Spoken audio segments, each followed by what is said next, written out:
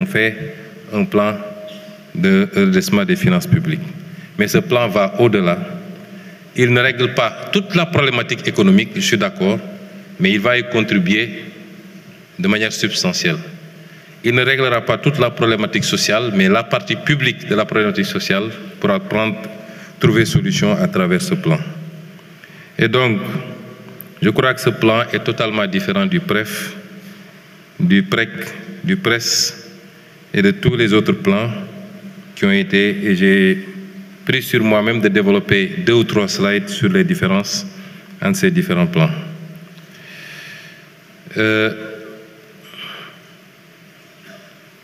Monsieur Alioune Badara Mbaye a posé la question de savoir ce qu'on envisage de faire pour,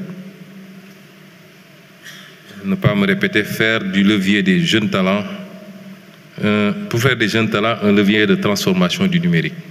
Je crois que c'est toute la problématique du New Deal technologique que le ministre des Télécommunications avec toute son équipe ont pris beaucoup de temps à élaborer, mais avec des mesures d'accompagnement. Ce document complète un certain nombre d'autres documents. La vision, le master plan, le New Deal technologique, les consensus issus des États généraux. Il faut les lire en parallèle. Si je devais développer dans ce document tous les axes programmatiques, on reproduirait peut-être la vision sans la partie mobilisation du financement. Et donc, c'est pourquoi il a été retenu de publier la vision aujourd'hui même. Mais quelques mesures qu'on peut citer, c'est les mesures que nous envisageons de discrimination positive en faveur des startups du numérique, entre autres. Il y a également des mesures de promotion de l'industrie du numérique, la mise à niveau de la législation. Il faut un cadre législatif qui manque encore, qu'il faut compléter en tout cas, pour créer les conditions d'appuyer et d'accompagner les jeunes talents. Quand je parle de discrimination positive, c'est dans le financement, c'est dans l'accès au marché, c'est dans un certain nombre de choses. Vous savez, dans le New Deal technologique, le maître mot, c'est la souveraineté numérique sur nos données, sur les outils que nous utilisons. Nous déplorons beaucoup, souvent, ce qui se passe actuellement. Nous utilisons des logiciels dans des administrations extrêmement stratégiques dont nous ne détenons même pas quelquefois les codes sources, les clés. Et ça nous fragilise. C'est pourquoi nous avons encouragé l'année dernière le Govarton organisé par le ministère de la fonction publique. Aujourd'hui, je ne trahis même pas un secret, parce que le président de la République, le numérique, c'est une obsession pour lui, plus que pour moi-même d'ailleurs. Et je pense qu'avec la libération des emprises, il y a beaucoup de choses qu'il prévoit spécifiquement pour donner corps à ce hub numérique que nous voulons voir naître au Sénégal. Le doyen Mody Gorio a posé un certain nombre de questions. Je le rassure que nous ne sommes pas là pour satisfaire aux injonctions de qui que ce soit. Et c'est pourquoi d'ailleurs nous avons fait cet exercice. C'est parce que nous voulons nous donner l'autonomie, la liberté et la souveraineté sur nos décisions. Vous n'avez pas entendu parler de si aujourd'hui nos partenaires, parce que rien ne justifie le retard qu'il y a actuellement, il n'y a pas de politique mêlée à cette affaire-là, c'était de signer un nouveau programme avec le Sénégal et de continuer le travail que nous sommes en train de faire. On a l'impression qu'il y a un souci d'asphyxier le pays, mais le pays tient encore. Beaucoup de gens nous disent, mais comment vous faites avec cette situation? Le pays tient encore. Et mon souhait, c'est que nous puissions sortir de cette situation à travers les efforts que nous aurons fournis par ce plan de redressement. Maintenant, si entre-temps, évidemment, la situation se décantait et qu'avec le fonds, nous puissions avoir un programme, tant mieux. Tant mieux, parce que le programme du fonds en tant que tel, ce n'est pas ça qui nous fait vivre. Le fonds, c'est une garantie. C'est quand vous avez un programme avec le fonds, ça rassure les marchés, ça rassure les investisseurs. Mais la seule mesure de taxation des jeux de hasard nous donne des ressources supérieures au programme du fonds. La seule mesure de taxation des jeux de hasard. Cela veut dire quoi? C'est ce que le président a dit tantôt. Si nous croyons en nous, nous pouvons le faire. Et ça nous laissera une plus grande latitude à négocier librement avec tout autre partenaire bilatéral, multilatéral, pour les investisseurs également. Nous aurons au moins cette latitude-là. Les priorités sociales, effectivement, c'est pourquoi le plan que nous proposons n'est pas un plan d'austérité.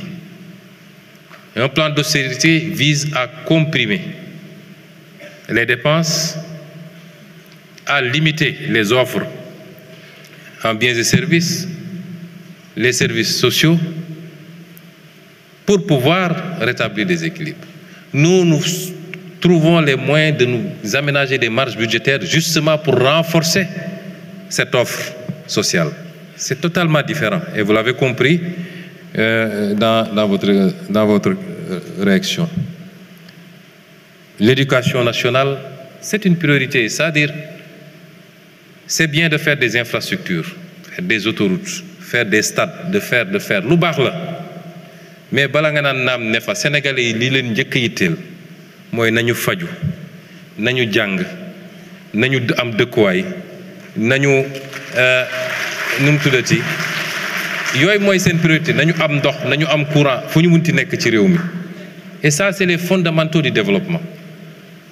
Le capital humain, c'est important. Et ça c'est l'éducation, c'est l'enseignement supérieur.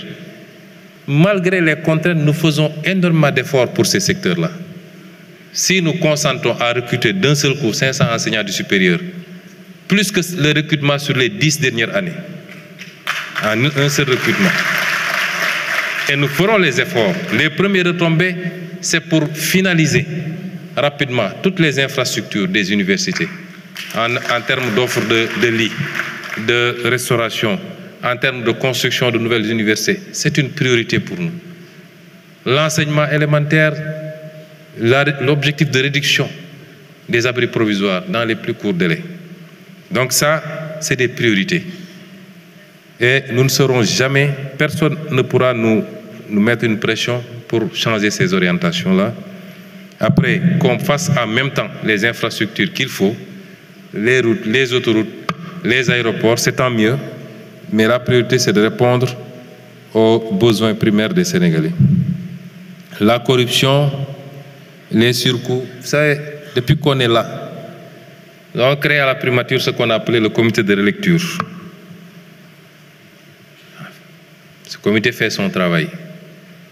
Beaucoup de choses ont été renégociées. Le dernier en date, c'est le contrat Aquaport avec nos partenaires saoudiens. Vous avez vu ce qui s'est fait dans l'électrification rurale avec Jean-Michel Sen. Les négociations. Les infrastructures, la construction des hôpitaux, la construction des salles de classe. Nous avons pu, par exemple, faire des économies de 30 milliards sur la construction des salles de classe. C'est 2000 salles de classe supplémentaires qu'on ajoute dans la construction. Je suis d'accord avec vous, la surfacturation est un fléau et elle s'accompagne toujours de corruption. Et c'est un combat que nous devons gagner. Indépendamment des aspects éthiques, moraux, chacun avec ses croyances. Mais l'État doit prendre ses responsabilités. C'est pourquoi j'ai posé la question tout à l'heure. On ne peut pas aujourd'hui passer par pertes et profits ce qui s'est passé. Et les actes qui doivent être posés sont en train d'être posés. Il faut qu'il y ait des gens qui répondent. On ne peut pas vous confier le destin d'un pays. Vous vous permettez d'établir des procédures parallèles pour endetter le pays dans l'opacité totale et léguer au régime qui suit, mais aux générations à venir, sur 20 ans, sur 50 ans même, une dette dont on ne connaît ni totalement les contours, mais surtout la destination, quelquefois. C'est pas ça, c'est un crime financier extrêmement grave. Il ne faut pas qu'on le banalise. Et ceux qui l'ont fait sont là.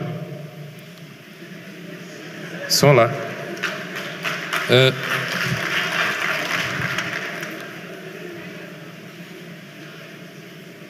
Oui, je suis d'accord pour les mesures d'accompagnement. C'est toute la stratégie de modernisation de notre administration. Oui, nous avons des fonctionnaires compétents, pour la plupart,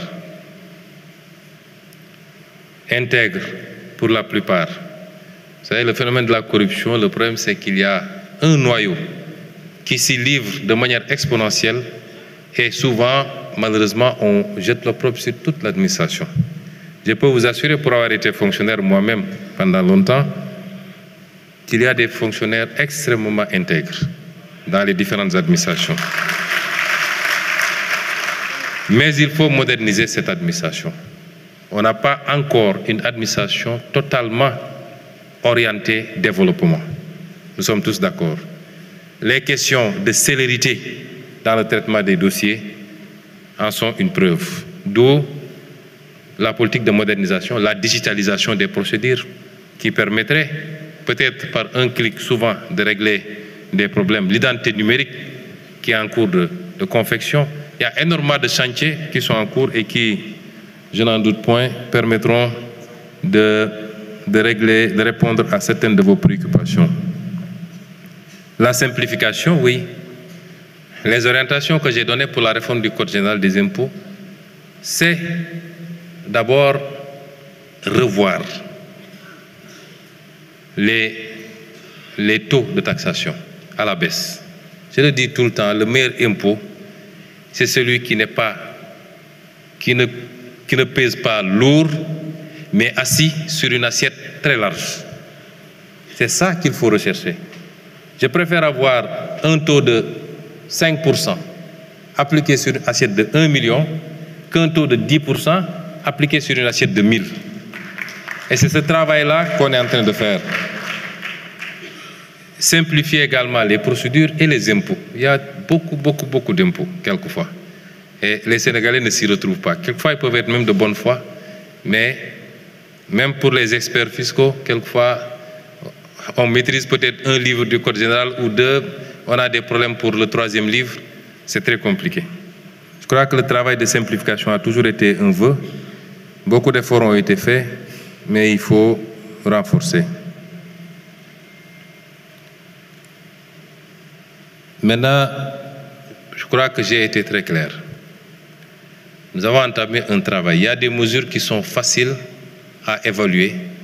Et comme il nous fallait lancer ce plan de redressement, il était temps de le faire.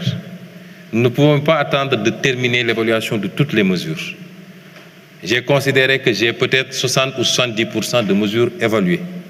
Comme l'a dit le président, le niveau de précision, on y a mêlé tous les services, le ministère de l'économie, le ministère des Finances, les statisticiens. J'ai dit, je ne veux pas qu'on m'énonce des mesures sans les évaluer. C'est très facile d'énoncer comme ça, mais je veux que ces mesures soient évaluées. Parce que dans ma conception des choses, c'est très facile d'avoir un programme. Mais tant que ce programme ne vous dit pas comment on va le financer, c'est une profession de foi, ce n'est pas un programme. Et c'est ce qu'on a toujours fait dans ce pays. Regardez le presse Covid. Si vous lisez financement, nous allons voir les bailleurs, financement concessionnel, dons, tirage FMI, etc. C'est ça qu'on vous dit.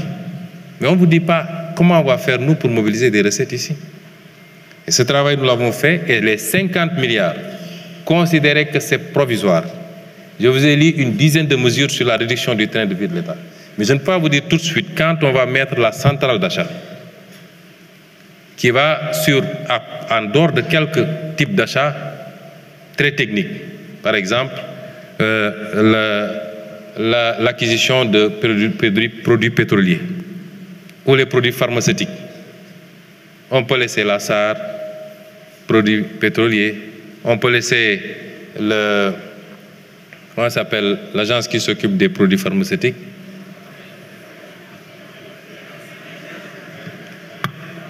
La PNA, s'occuper de ces secteurs. Mais pour tout le reste, les mobiliers de bureau, les billets d'avion, le matériel